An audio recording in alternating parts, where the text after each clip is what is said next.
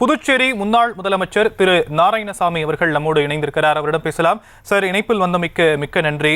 டெங்குவை பொறுத்த வரைக்கும் புதுச்சேரி அரசு ஒரு மெத்தன போக்க கையாளுது அப்படின்னு சொல்லப்படுது. மருத்துவ கண்காணிப்பாளரே பல ஒரு அதிர்ச்சிகரமான விஷயங்களை சொல்றாரு.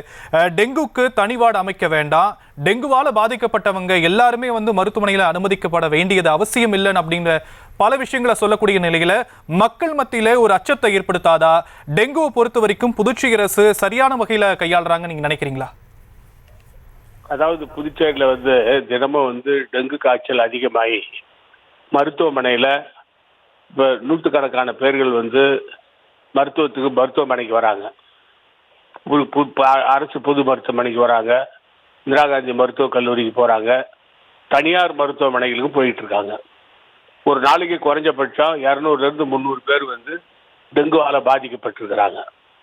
அதுக்கு குறிப்பா அவங்களுடைய பிளட் டெஸ்ட் பண்ணணும்.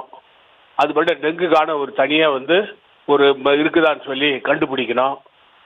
அது சம்பந்தமா நான் முதலமைச்சர் சமயத்தில் புதுச்சேரி மாநிலத்தில் காங்கிரஸ் திராவிட முன்னேற்ற கழக கூட்டணி ஆட்சி இருந்த பொழுது டெங்குக்காக தனியா வார்டு வச்சிருந்தோம். நாங்கள் அதாவது 3 வார்டுகள் டெங்குக்காக ஒதுக்கி வச்சிருந்தோம்.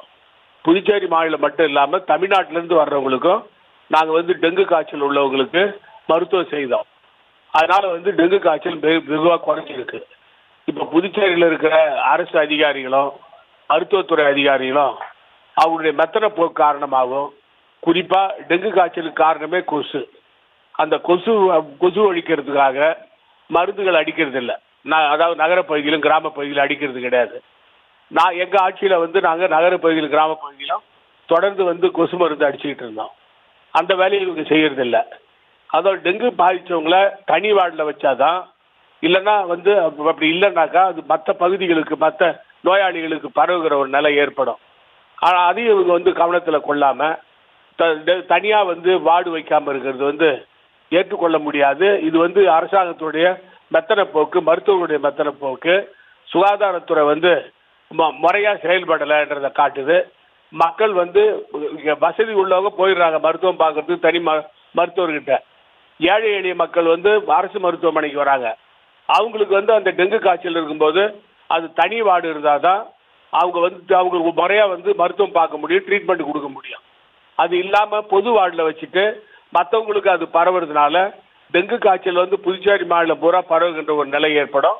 இதற்கு உடனடியாக புதுச்சேரி மருத்துவத்துறை போர்க்கால அடிப்படையில் தனி வார்டு, டெங்குக்காக தனி வார்டு ஆரம்பித்து அதற்கான சிறப்பு மருத்துவர்களை வச்சு நடவடிக்கை எடுக்கணும். அது மட்டும் இல்லாமல் புதுச்சேரி மாநிலம் முழுவதும் நகர பகுதி கிராம பகுதிகளில் இந்த கொசு மருந்து அடிக்கணும்.